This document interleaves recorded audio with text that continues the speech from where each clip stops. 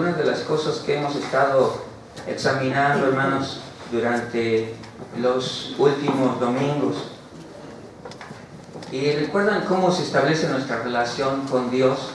Podemos establecer o más bien podemos definir nuestra relación con Dios de acuerdo con algunas de las cosas que nos dice la Escritura. Primero, somos criaturas de Dios, eso es cierto, pero también somos criaturas que están caídas. Es decir, en otras palabras, la Biblia los considera a nosotros como pecadores. Pecadores. Y ese es un tipo de relación. Y como pecadores también somos deudores delante de Dios, ¿verdad? Eso lo hemos estado viendo en estos domingos. Pero también cuando nos reconciliamos con Dios a través de Cristo Jesús, entonces nos convertimos en siervos de Dios, ¿sí? En esas personas que tratan de obedecer su voluntad y hacer lo que Dios quiere que hagamos. ¿Por qué? Porque la voluntad de Dios siempre será buena para nosotros, aunque a veces a nosotros nos parezca que no es así, ¿sí? Pero los siervos todavía, ¿verdad?, están sometidos, todavía están obligados en ese sentido. Pero cuando nos convertimos en mayordomos, somos un tipo especial de siervos delante de Dios. ¿Qué quiere decir eso? Que nos comprendemos a nosotros mismos no solamente como siervos de Dios, sino como ese tipo especial de siervo a quien Dios ha depositado muchas cosas, dones, talentos, bienes, que es necesario usarlos de tal manera que agraden a Dios y no solamente a nosotros mismos. Porque cuando con esos talentos, dones, bienes y todo lo que Dios ha puesto en nuestras manos, lo agradamos, entonces eso redunda siempre en beneficio de nosotros mismos, ¿sí? Cuando estamos, como ya decía yo, somos deudores, y esa deuda, ¿verdad?, está cubierta cuando el Señor Jesús muere por nosotros en la cruz y cubre todo lo que nosotros habíamos hecho con anterioridad y nos da la oportunidad de una vida nueva. Sigamos adelante. Cuando esto es el tipo de relación que nosotros tenemos, el siervo, el mayordomo, siempre va a estar rindiendo cuentas de lo que Dios ha puesto en sus manos. ¿Pero qué ha puesto Dios en las manos? Continúa, por favor. Dios nos ha puesto muchas cosas más en nuestras manos, ¿sí? Sigue adelante. Adelante. ¿Por qué? Porque el mayordomo siempre sabrá que lo que tiene, en realidad, bajo su cuidado, no le pertenece. Hay un dueño que es el dueño de todas las cosas. ¿Quién es ese dueño? Por supuesto, pues Dios. Y Dios nos ha confiado ¿qué cosas? No solamente, a veces pensamos en la mayordomía como el asunto de las cosas materiales, ¿verdad? Pero Dios nos ha confiado nuestra alma, con todas sus potencialidades, decíamos. Sigamos.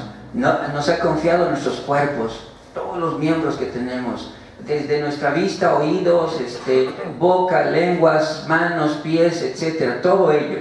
Nos ha confiado también bienes, y ha puesto en nuestras manos esos bienes y cualquier otro talento que hayamos recibido. Hermanos, hermanas, vamos a verlo un poquito más adelante, pero entre todas estas cosas que Dios ha puesto en nuestras manos, hay talentos. Vamos a ver cuáles son. Sigue, por favor. Nuestra alma Dios nos las ha confiado porque tiene esas facultades intrínsecas. Por ejemplo, comprensión, imaginación, voluntad, memoria, los afectos, esos sentimientos que a veces nosotros pensamos que incluso son nada más nuestros, pero no. También nuestros sentimientos, hermanos y hermanas, es un don que Dios ha provisto a nosotros. ¿Cómo los usamos? Bueno, depende de si obedecemos o no a la voluntad de Dios. Por ejemplo, ¿qué dice la Escritura en cuanto al enojo? Algunos de ustedes yo creo que debe recordarlo, ¿verdad? Pero dice la Escritura, airaos. ¿Verdad que sí lo conocen? Algunos de ustedes, ¿verdad? Airaos, pero no pequéis. Y ese es el manejo de nuestras emociones que como buenos administradores de la gracia de Dios tenemos que hacer, tenemos que realizar. No es solamente lo que tenemos en las manos, lo que Dios ha puesto en nuestras manos, sino también lo que Dios ha puesto en nuestro interior, nuestros afectos, nuestros poderes y facultades, sus deseos, sus aversiones, sus esperanzas, sus angustias. Todo eso son cosas que Dios ha puesto en nuestra vida y que nosotros tenemos que estar administrando, llevando a cabo, ¿sí? Todos estos poderes y facultades Dios nos ha confiado. Y cuando realizamos nuestro papel como buenos administradores, como buenos mayordomos, entonces podemos nosotros mismos ser felices. Porque hacer la voluntad de Dios, vuelvo a repetir, hacer la voluntad de Dios es lo que produce nuestra felicidad. Cuando nosotros honramos verdaderamente a Dios, entonces eso estará redundando en nuestra propia felicidad. ¿Por qué? ¿Qué dice? Nada más vamos a leer Salmo 143, por favor, alguien que lo encuentre y que lo lea fuerte, los versículos 8 al 10. Salmo 143, 8 al 10. Hazme oír por la mañana tu misericordia, porque en ti he confiado. Hazme saber el camino por donde ande, porque a ti he elevado mi alma. Líbrame de mis enemigos, oh Jehová, en ti me refugio. Enséñame a hacer tu voluntad, porque tú eres mi Dios. Tu buen espíritu me guíe a tierra de rectitud. Dice el salmista, enséñame a hacer tu voluntad y que tu espíritu me guíe a tierra de rectitud. En otras palabras, pues sí, al hacer la voluntad de Dios, hermanos, hermanas, encontramos también nuestra propia felicidad. Y nos damos cuenta de que a veces cuando tratamos de hacer nuestra propia voluntad, nos apartamos de esa felicidad también. Siempre. No hay ocasión, hermanos, en que cuando queremos hacer nuestra propia voluntad, nos separemos de Dios y entonces encontremos que nuestro camino va a estar plagado de espinos, piedras, abrojos, etcétera, y todo lo demás que ustedes quieran. Ok. Por eso, nuestra imaginación, nuestra memoria, cualquier otra capacidad que Dios nos ha dado, debemos usarla de acuerdo con lo que el Señor quiere. Colosenses 3:17 simplemente dice que todo lo que debemos hacer, 17 y 23, nos dicen que todo lo que hagamos, ya sea de palabra o de obra, lo hagamos como para el Señor, no para los hombres, que lo hagamos tratando precisamente de agradar a Dios. Todo, precisamente por la misma razón, porque al agradar a Dios, entonces, como dice Romanos capítulo 8, ¿verdad? Cuando agradamos a Dios, todas las cosas nos ayudan a bien. ¿Sí? Sigamos adelante, por favor. La voluntad debe estar completamente vuelta hacia Dios. Pero también Dios nos ha confiado nuestros cuerpos. Vamos a ver con todas sus puertas, nuestra vista, el oído, los otros sentidos que tenemos, cómo utilizamos nuestros miembros, ¿verdad? Podría yo decirles, ¿verdad? Las manos son muy particulares, ¿no es cierto? Las manos dicen, o decían antes, las manos también hablan, ¿verdad? Las cosas que decimos con nuestros gestos y con nuestros ademanes pueden decir mucho, ¿no? Más a veces que nuestras propias palabras. Sigamos, por favor. Debemos emplearlos de la forma que Dios ha dispuesto. Dice Romanos capítulo 6, no presentéis vuestros cuerpos a la iniquidad o al pecado, sino realmente presenten todos sus miembros para la gloria de Dios. Continuamos, por favor. La misma lengua, ¿recuerdan ustedes lo que dice Santiago? La lengua puede ser un mundo de maldad, ¿no? Porque dice Santiago que la lengua está inflamada por las llamas del infierno. ¿Se imaginan eso? ¿Se imaginan eso, hermano? La lengua. Por eso dice Santiago, cuida tu lengua, cuida cómo hablas. Sigamos. ¿Y para qué nos dio Dios la lengua? Dice San Agustín, pues precisamente para que lo alabemos. Y Pablo nos dice, ninguna palabra corrompida salga de vuestra boca, sino la que sea necesaria para la edificación de los creyentes. Entonces, la lengua, la manera en la que hablamos, la manera en la que decimos las cosas es bien importante, ¿sí? Ok. Somos responsables por el uso de nuestras manos, de nuestros pies, de nuestro cuerpo, en realidad. ¿A dónde nos guían nuestros pasos o a dónde nos llevan nuestros pies, por decirlo de otra forma, ¿sí? Continuamos. Y podemos usar todo esto, pero debemos usarlo como mayordomos, no como dueños, sino como mayordomos. Es decir, nosotros mismos, con todas nuestras facultades, nuestro corazón, nuestra mente, nuestro cuerpo, todo debemos usarlo como si no fuera nuestro. ¿Por qué? Porque Dios nos los ha confiado y después nos va a pedir cuentas de ello. Nos va a pedir cuentas de ello. En otras palabras, déjenme decirles, como lo decía Juan Wesley, hermanos, no hay ningún acto, no hay ninguna palabra, no hay ningún pensamiento por el cual no vayamos a rendir cuentas delante de Dios. No existe. Cuando nosotros lo pensamos y decimos, bueno, es que puedo dejar volar mi imaginación. No. ¿A dónde la dejes volar? Eso es algo que vas a tener que dar cuenta en tu vida delante de Dios. Ok, no como propietarios. Hasta el fin, dice Romanos, hasta el fin debemos presentar nuestros miembros no como instrumentos de iniquidad, sino como instrumentos de justicia. Como instrumentos de justicia ante Dios. Pero también Dios nos ha confiado una porción de bienes, ¿verdad? Ya decíamos, comida, y depende de cómo la usamos. Porque recuerdan, ¿verdad? Podemos usarla para nuestro propio alimento, nuestro propio bienestar, pero también podemos usarla de otras maneras. Por ejemplo, Corintios, Pablo nos dice, los corintios están diciendo, oigan, ¿debemos comer de lo sacrificado a los ídolos o no? Y dice Pablo, mira, tú que eres fuerte en la fe y tienes un conocimiento, puedes ir y decir, bueno, los ídolos no son nada, así que yo puedo participar de esa comida sin mayor problema. Pero si tu hermano, que es débil en la fe, te ve comiendo de aquello, entonces, ¿qué has hecho?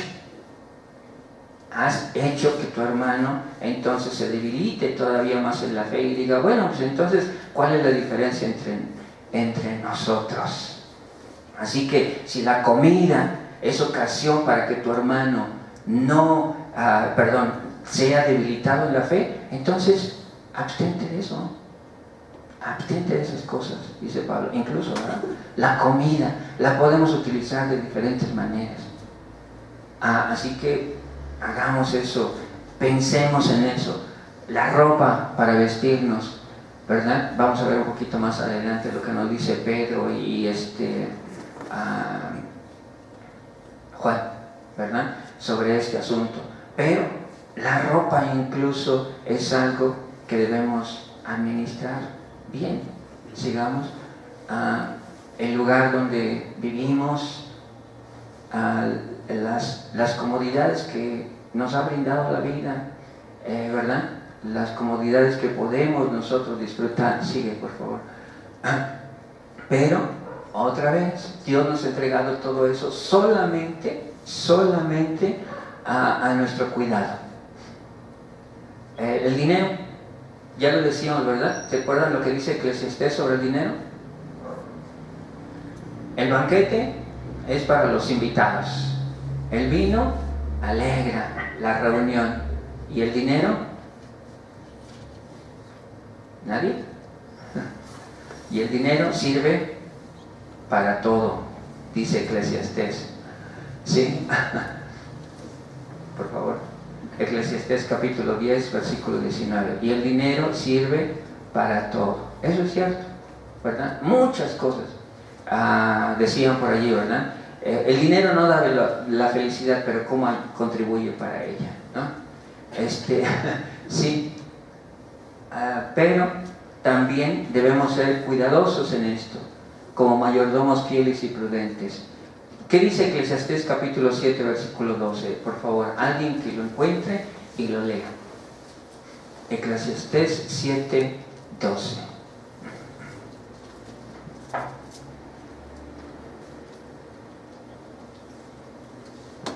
Porque escudo es la ciencia y escudo es el dinero, mas la sabiduría excede en que da vida a sus poseedores. La ciencia es buena, el dinero también, pero ¿qué es mejor? La sabiduría. La sabiduría. ¿Eso qué quiere decir, hermanos? Aprender a vivir y ser felices en Dios. Porque puedes apoyarte en la ciencia, puedes apoyarte en tu dinero, pero si no tienes sabiduría, entonces tanto la ciencia como el dinero se convierten en una maldición en vez de una bendición. ¿Recuerdan lo que dice Timoteo sobre el dinero? El hermano Esaú sabe. Porque el amor al dinero es la raíz de todos los males. Así que sí, por eso hay que tener cuidado incluso cómo administramos o qué hacemos con el dinero que tenemos. Con el dinero que Dios ha puesto en nuestras manos. Continuamos, por favor. ¿Qué otras cosas ha provisto Dios para nuestra vida? ¿O qué nos ha puesto en nuestras manos? Ya decía yo, fuerza muscular, ¿recuerdan? Llegaron caminando, algunos de ustedes, ¿no? Caminando. ¿Y por qué? Porque tienen esa posibilidad. Sigamos. La salud, algunos todavía gozamos de una salud, pues más o menos, ¿verdad? Otros tenemos algunas problemillas por allí, pero que estemos aquí quiere decir que esos problemillas de salud no son tan fuertes como en otras personas, ¿verdad? Sigamos. Algunas personas tienen un carácter agradable. Ese es un don que Dios les ha dado, hermano. Y pueden usarlo bien o pueden usarlo mal. Sigamos, por favor. Algunos de ustedes pueden tener una habla convincente, pueden convencer a la gente, platicar con ella, tenerles acceso, en fin, ser lo que en el lenguaje popular llamaríamos un don de gentes, ¿verdad? Tienen ese don de gentes, muchas personas. Ese es un don que Dios nos ha dado. Capacidad para aprender. Miren, algunos pueden ser muy veloces en este asunto del aprendizaje. Se los dicen una vez, ya lo tienen aquí, ¿verdad? Hay algunos que nos tardamos 3, 4, 5 veces. Bueno, si ustedes son de esos que tienen velocidad en el aprendizaje, ese es un don que Dios les ha dado y tienen que aprovecharlo y usarlo conforme a lo que Dios les ha mandado. Ventajas educativas. Yo les decía hace 8 días, hermanos, que algunos de los que estamos aquí no tuvimos muchas ventajas educativas, ¿verdad? Si acaso lo que nos pudieron dar nuestros padres, pero hay otros que sus padres les pudieron dar más. Yo sé que aquí muchos de ustedes tienen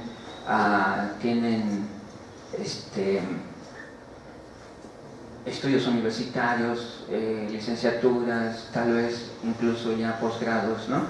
O van hacia allá. Bueno, esas ventajas educativas también son un don que Dios les ha dado.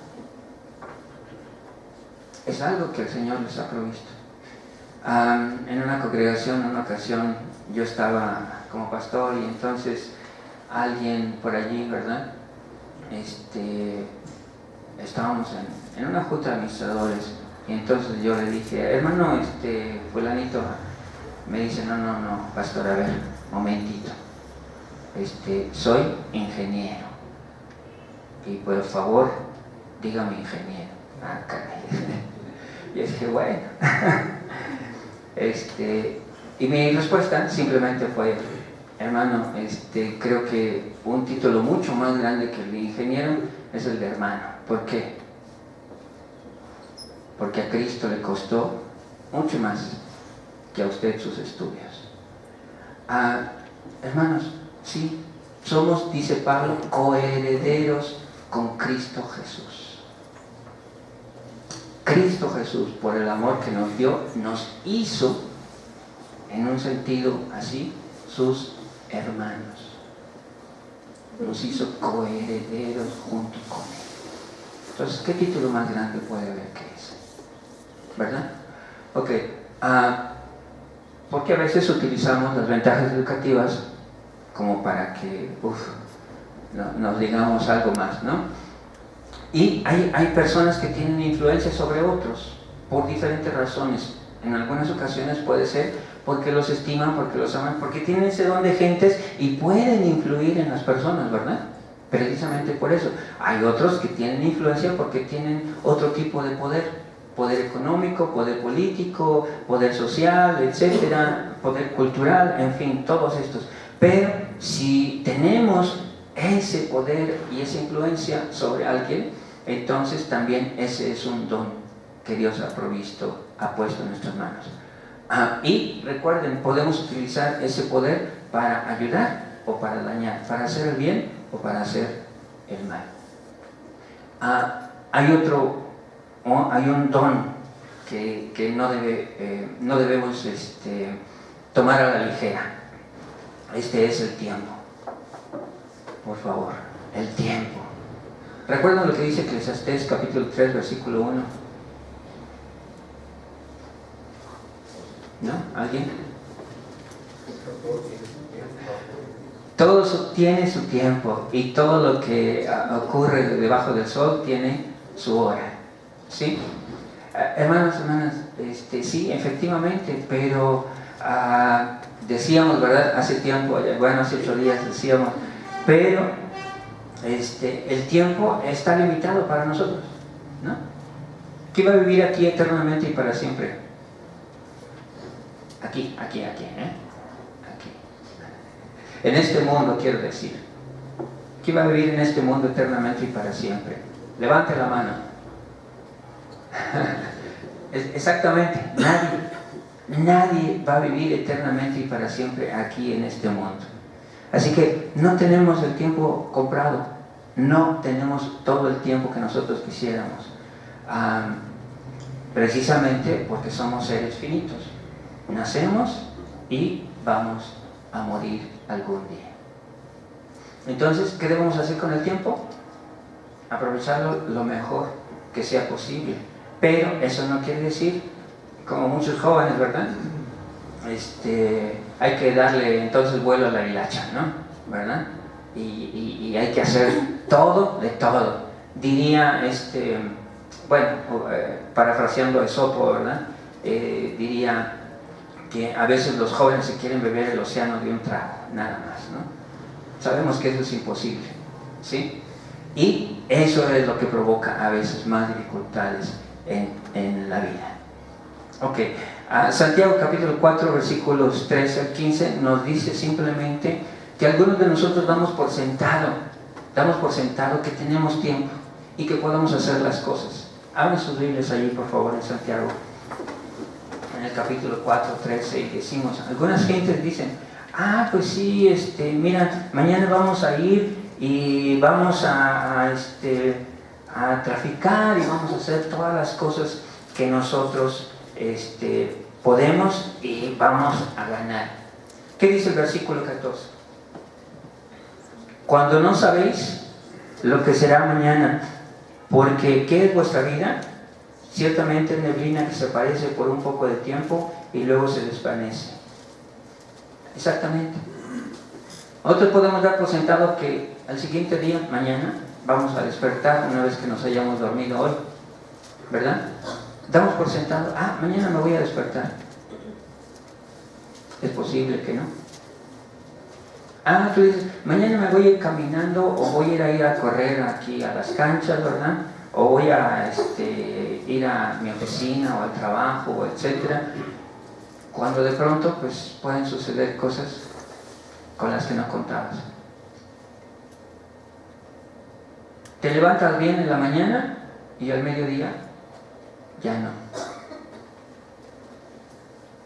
¿verdad? Entonces, en realidad sí,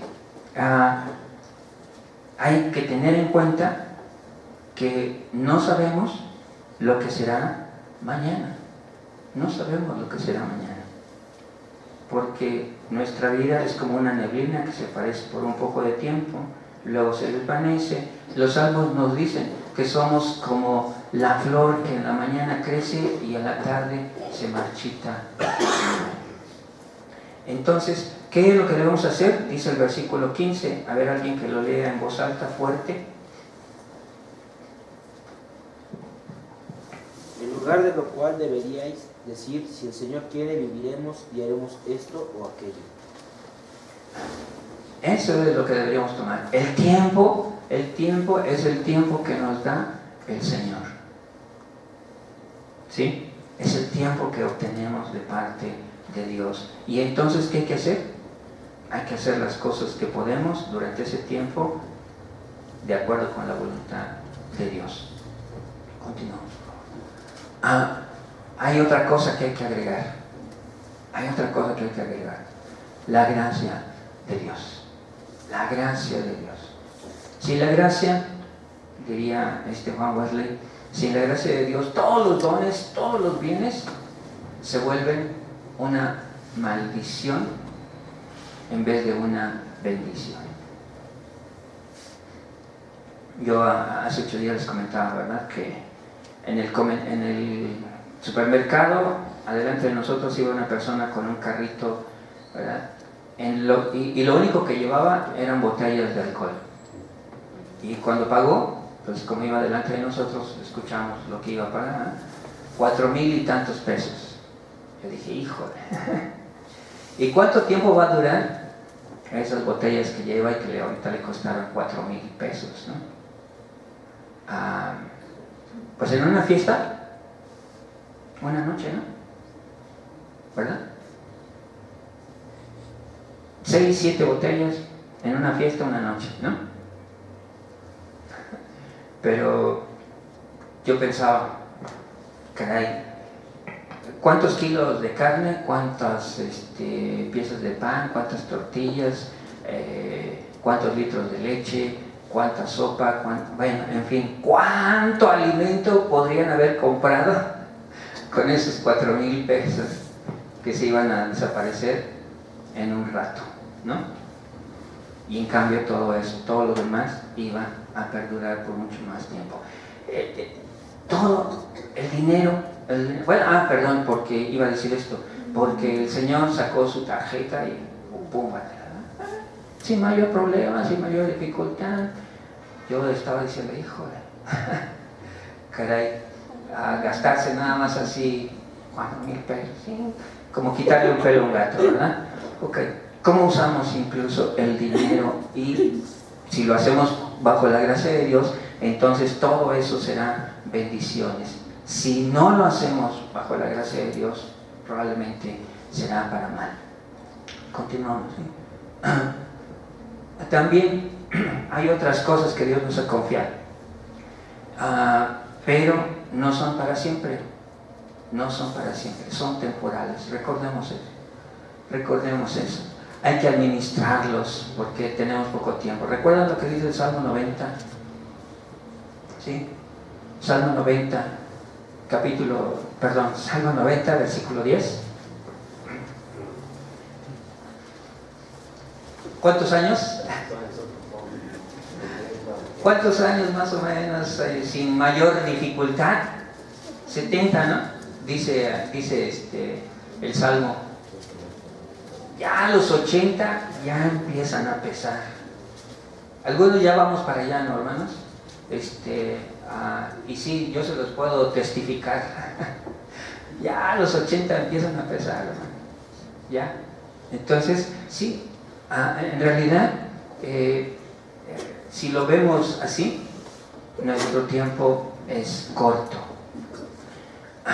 Y a veces, si no lo aprovechamos, si no lo usamos adecuadamente, entonces todavía se hace más corto. Les decía yo, y lo vuelvo a repetir, porque tiene que servir de algo. Visité a 2 muchachos. Uno tenía 35, el otro 25. El de 35 casi estaba en una fase terminal y su diagnóstico era etilismo crónico. Pero cuando lo visité no podía ni levantar el brazo, no podía mover nada. Sus músculos habían completamente desaparecido. El otro estaba igual. Y cuando estuve visitándolos, el primero tenía 42 años y el segundo tenía apenas 25. ¿Qué quiere decir eso, hermanos? Que utilizaron muchos años de su vida en una situación que les provocó precisamente esa condición. Ninguno de los dos sobrevivió. Ninguno. Los dos murieron. Uno a los 25 años, imagínense, y el otro a los 42, teniendo familia. El otro no tenía, ¿verdad? Pero el que tenía 42 años dejó esposa, dejó 2 hijos, porque utilizó mal el poco tiempo. ¿Qué dice el versículo 12 ahora?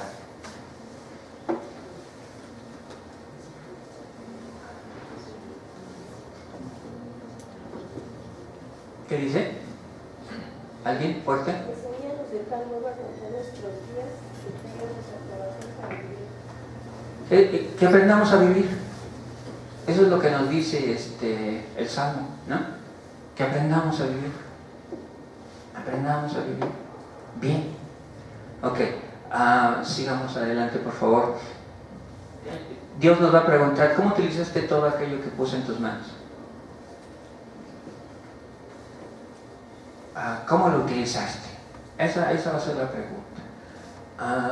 Las facultades, tu comprensión, la imaginación, tu memoria, tu voluntad, tus afectos, eso va a contar. ¿Cómo usaste todo eso? Ya vimos cómo usamos la comprensión. Sigue, por favor. Para el conocimiento de Dios. Dice Jeremías, engañoso es el corazón, más que todas las cosas, ¿no? ¿Verdad? Nosotros nos podemos engañar a nosotros mismos. Incluso, ¿sí?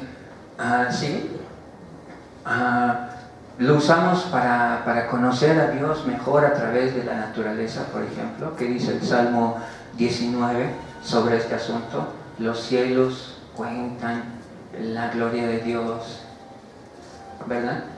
¿Ya recuerdan? Y el firmamento, la obra de sus manos, ¿sí? Entonces, usamos esas facultades, todo esto para conocer mejor a Dios, sí, por favor. O para usar el conocimiento, para el conocimiento de la palabra de Dios. Ustedes saben que, por ejemplo, los Gedeones internacionales, allá en Estados Unidos especialmente y en algunos otros países, una de sus labores principales era poner Biblias en todos los cuartos de los hoteles. No sé si ustedes lo sabían, ¿verdad? Pero los Gedeones internacionales son precisamente un grupo que se dedica a la distribución de las escrituras. Y en los Estados Unidos en particular, su misión era que hubiera una Biblia en cada habitación de hotel. Así que cuando los huéspedes llegaban, pues podían encontrar algo para leer, y si encontraban la Biblia, pues mucho mejor, ¿no? Decían los Gedeones. Bueno, ahora ya han cambiado mucho las cosas y hay muchos hoteles que ya, en vez de estar poniendo la Biblia, lo que ponen ahora son libros, por ejemplo, como Cumbres Borrascosas. ya están poniendo novelas en los hoteles en vez de lo que hacían antes los gedeones. Pero ¿qué dice la Escritura sobre ¿qué dice la Escritura sobre la Escritura misma? 2 Timoteo capítulo 3, 2 Timoteo capítulo 3, versículos 16 y 17. Porque toda la Escritura, ¿qué? Es inspirada por Dios. ¿Qué más, hermano Noé? Y para enseñar, para redarguir, para corregir, para instruir en justicia. Y es útil para corregir, para instruir, para redarguir. En otras palabras, la Biblia, la Escritura, es buena. Es buena cuando la leemos, ¿verdad? Porque si está como allí en los cuartos de hotel, ¿verdad?, guardadita en el cajón del buró, pues entonces no nos va a servir de mucho. No nos va a servir de mucho. Y Juan 5:39 nos dice, ¿qué cosas? Que hay que escudriñar las Escrituras. ¿Por qué? Hermana fuerte, hermana angelical. Porque os parece que en ellas tenéis la vida eterna. En otras palabras, si no conocemos la Escritura, pues entonces no vamos a tener mucha vida. Sigamos. La memoria la hemos utilizado. Yo les decía que a veces utilizamos la memoria para traer cosas del pasado y siempre estarlas machacando, ¿no? ¿Recuerdan el ejemplo que les puse, hermano? ¿No? De la esposa que le dice el esposo, yo creí que eso ya me lo habías perdonado, eso ya ocurrió hace tiempo. Y dice la esposa, pues sí, yo ya te lo perdoné, pero te lo digo para que no se te olvide a ti que yo ya te lo perdoné, ¿verdad? Entonces, sí, a veces traemos cosas como esas para estar machacando la memoria. Pero ¿cómo usamos la memoria? ¿La usamos para recordar la Escritura? ¿La usamos para saber qué es lo que Dios ha puesto para nosotros, para nuestra vida? En fin, todo esto. ¿Cómo utilizamos nuestra memoria? Sí. La imaginación, a veces la dejamos volar demasiado, ¿verdad? Y la imaginación a veces nos traiciona. Vamos a ver lo que dice Hebreos 12:14, por favor. Alguien que lo encuentre y lo lea en voz alta, fuerte, poniéndose de pie.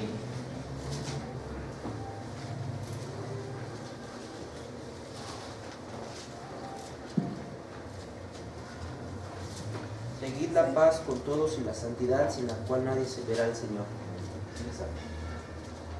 ¿Sí? ¿Usaste tu imaginación para ir hacia la santidad?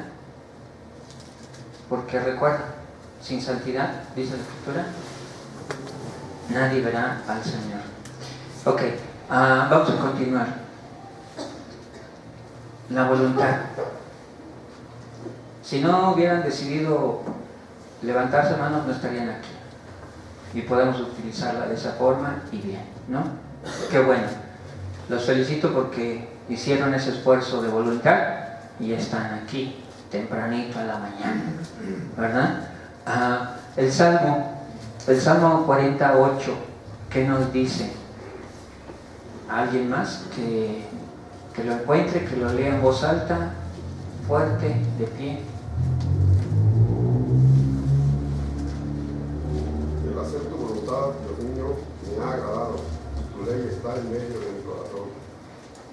Hacer tu voluntad, Dios mío, me ha agradado. Cuando hacemos la voluntad de Dios, hermanos, vuelvo a repetir, encontramos también nuestra propia felicidad. Encontramos también nuestra propia vida. Juan 5:30, por favor, ¿alguien más?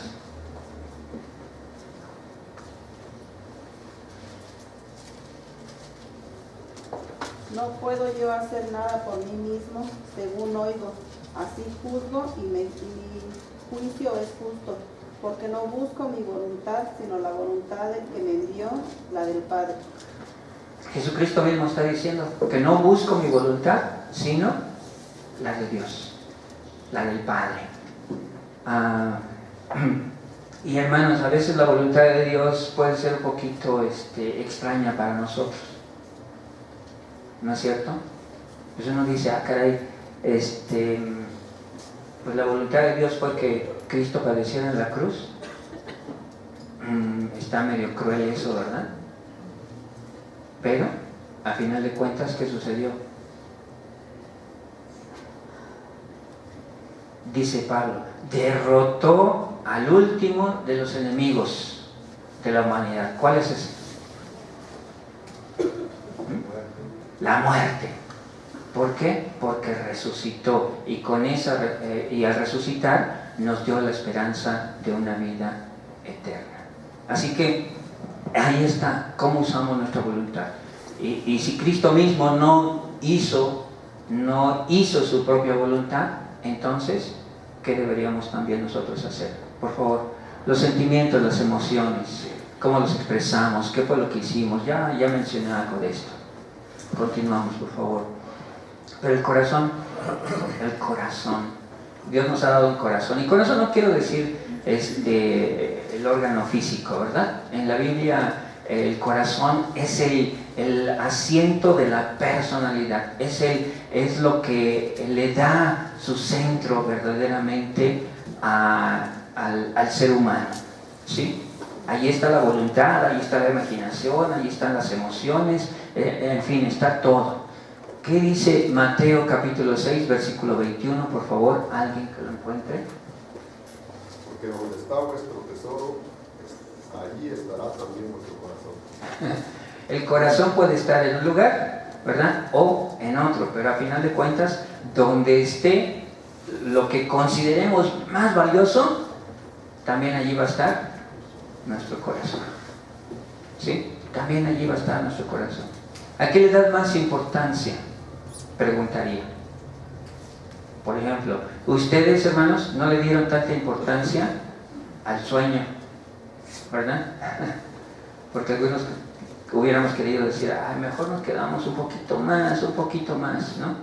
Pero no le dieron tanta importancia al sueño y por eso se encuentran aquí con nosotros.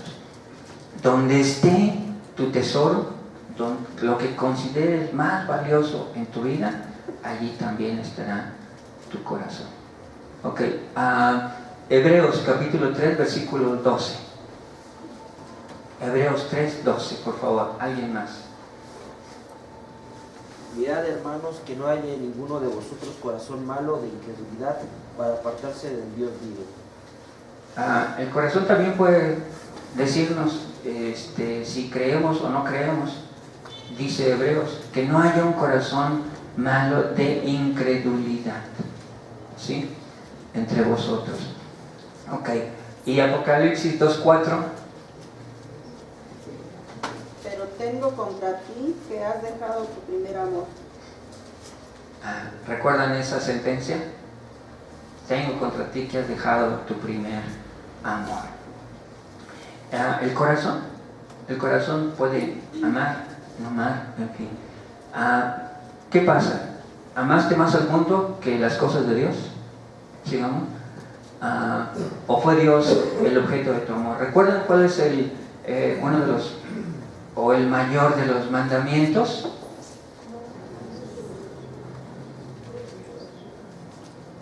Amarás al Señor tu Dios con todas tus fuerzas, con toda tu mente, con toda tu alma, nos dirían las otras versiones en el Nuevo Testamento, ¿verdad? Pero en Deuteronomio encontramos esa sentencia, que lo que pide Dios es que le amemos. Ok, hicimos todo para alabar a Dios. Colosenses 3, ya lo leí, ya se los había dicho, ¿verdad? Nos dice que todo lo que hagamos, sea de palabra o de obra, sea hecho como para el Señor, no para los hombres, que a final de cuentas, eso es lo que nosotros deberíamos estar expresando cada vez que hacemos algo. Continuamos, por favor. ¿Te gozaste en Dios? ¿Te gozaste en Dios? ¿Fue lo más importante para ti? Por favor. No te dio tristeza, sino lo que entristecía su espíritu. Una de las exhortaciones que nos dirige Pablo allí en Efesios, en Efesios 4, es que hay algo que no deberíamos estar haciendo con el Espíritu Santo. ¿Alguien se acuerda? No contristarlo, es decir, no entristecerlo. ¿Por qué? La primera carta a los Corintios, capítulo 3, versículo 16, nos dice qué cosa sobre el Espíritu Santo y nosotros. Primera Corintios 3, 16. A ver, alguien que lo encuentre, por favor.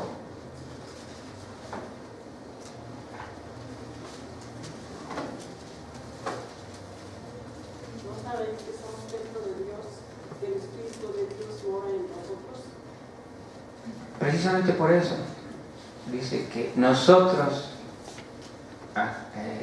como personas, como seres humanos, somos el templo del Espíritu de Dios.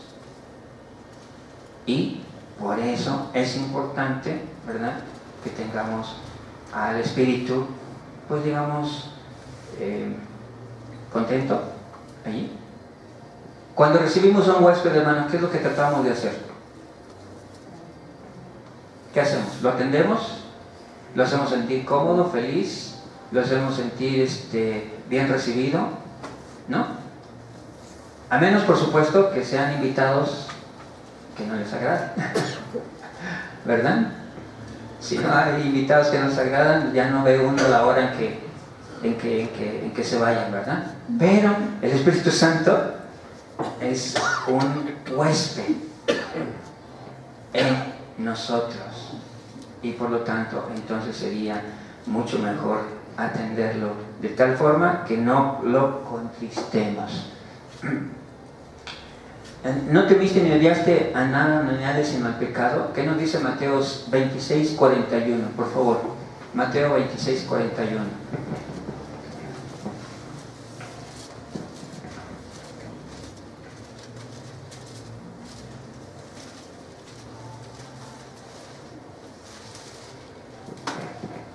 Velad y orad para que no entréis en tentación. El espíritu, la verdad, está dispuesto, pero la carne es débil. Y algunos de nosotros decimos, pues sí, ¿verdad?, la carne es débil. Pero se nos olvida la primera parte de ese versículo, ¿verdad? Velad y orad para que no entréis en tentación, porque el espíritu debe estar presto, aunque la carne sea débil. Pero si tu espíritu está presto, entonces, ¿qué? Pues vas a poder aguantar, ¿no? Primera Corintios capítulo 10, versículo 13. No os ha sobrevenido ninguna tentación que no sea humana, pero fiel es Dios, que no os dejará ser tentados más de lo que podáis resistir, sino que dará también justamente con la tentación la salida para que podáis soportar. Dice allí, ¿verdad?, que en realidad no hemos tenido tentaciones que sean extraordinarias. Todas son, digámoslo así, ordinarias. Y por lo tanto, todas se podrían superar. Claro, ¿cómo lo hacemos? Nosotros mismos, con nuestra propia voluntad. ¿Por qué? Porque la carne es débil, ¿verdad? ¿No? Pero si nos sostenemos de Cristo, si nos sostenemos de nuestro Señor, entonces dice allí que podremos ir por encima de todo eso. Ok, vamos a continuar, lo dejo allí. ¿Cómo surgen nuestras emociones, hermanos? ¿Cómo surgen nuestras emociones? A veces intempestivamente, ¿verdad? Nos asalta el amor y zúmbale, nos vamos ahí con todo, ¿no? Pero luego, ¿cómo dice el dicho mexicano? Pero luego, del amor ¿al qué? Del amor al odio hay un solo paso. Y cambian nuestros afectos, ¿verdad? Cambian nuestras emociones, ¿no? Y somos creyentes, pero un día nos asalta esto y entonces nos vamos hasta el fondo y decimos, no, yo ya no creo. Ahí están en el juego todas estas emociones que pues son propias de nosotros como seres humanos.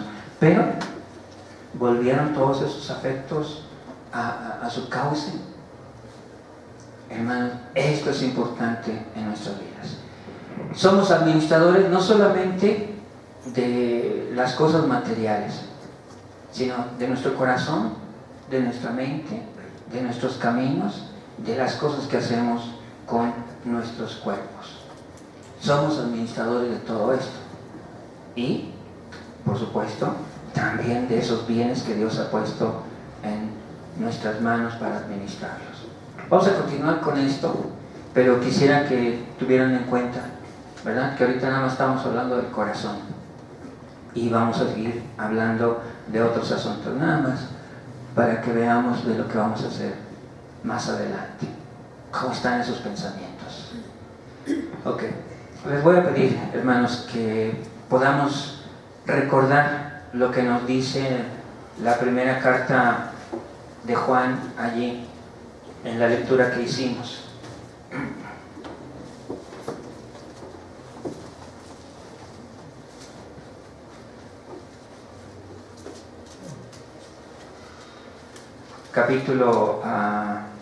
Capítulo 5,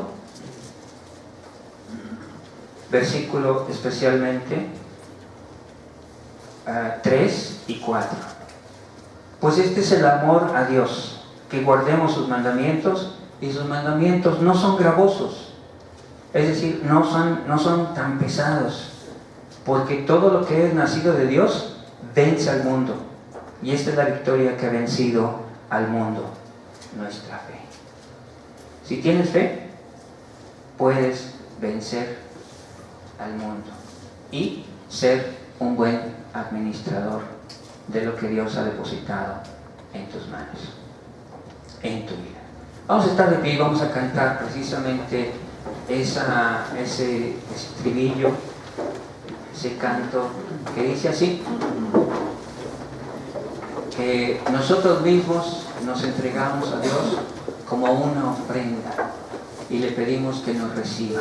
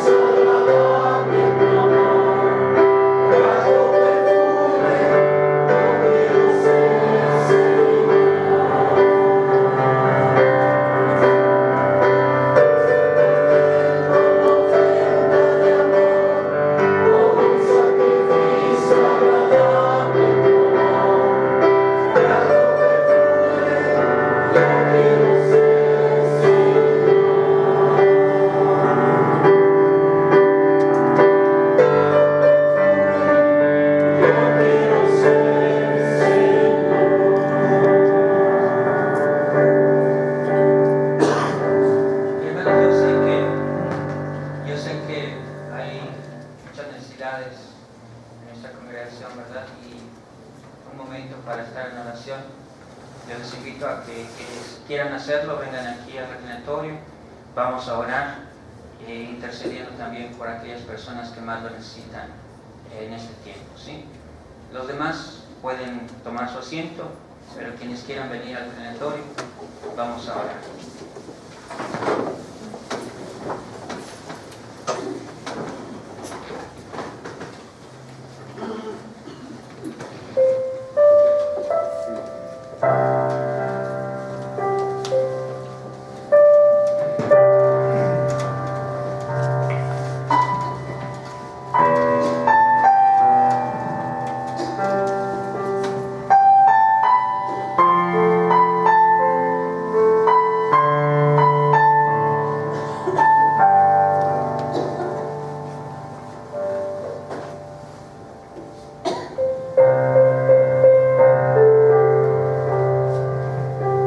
Señor, en esta hora te damos las gracias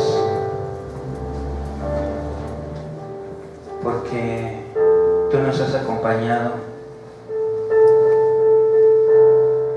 en todos los caminos, Señor, que hemos tenido que atravesar,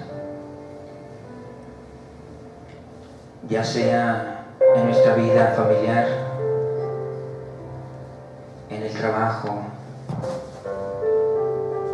ya sea, Señor, cuando nos transportamos o cuando hacemos algunas tareas. Tú nos acompañas siempre y tienes cuidado de nosotros. Señor, también te agradecemos porque en nuestras crisis, ya sea, oh Dios, de salud, en nuestras crisis personales, en las crisis familiares, Señor, que hemos tenido que enfrentar, también tú has estado allí con nosotros. En esta hora, Señor, te agradecemos esa presencia tuya.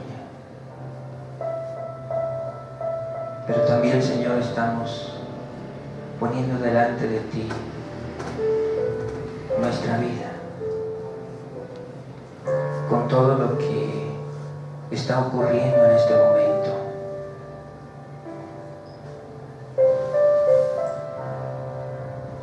Te suplicamos, Señor, que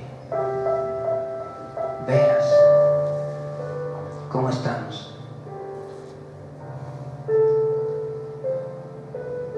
y si estamos, Señor, en una mala condición, sea tu amor el que nos ayude a salir de allí. Si estamos, Señor, bien, que podamos ser agradecidos y rendirte todavía con más gozo, adoración, Señor, y alabanza. En esta hora también, Señor, estamos intercediendo por aquellas personas que más te necesitan. Te pedimos, Señor, por quienes están enfermos o han pasado crisis de salud. Y pensamos, Señor, en nuestra hermana Delia, la ponemos en tus manos. Pensamos, Señor, en nuestra hermana Amparo y también, Señor, la ponemos a tu cuidado. Pensamos, Señor, en nuestra hermana Irma,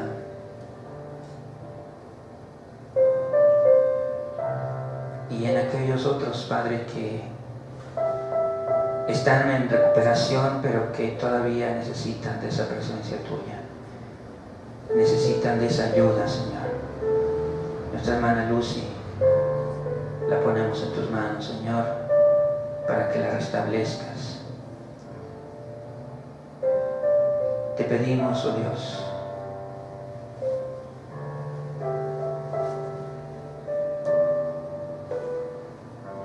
para que, Señor, escuches la oración de cada uno de nuestros hermanos y hermanas en esta hora, Padre. Simplemente queremos dejarlos a tu cuidado y pedirte que fortalezcas su corazón, que, Señor, permitas que ellos encuentren reposo, paz, encuentren, Señor, gozo o simplemente consuelo al estar delante de ti. Señor, te suplicamos por nuestra hermana Febe, te suplicamos, Señor, por todos los demás, Señor, que también necesitan de esa presencia tuya. Y nos ponemos también a nosotros mismos en tus manos. Gracias por escuchar, por atender a nuestro ruego y por permitirnos, Señor, ponerlo delante de ti. Bendito seas en Cristo Jesús, nuestro Señor y Salvador. Amén.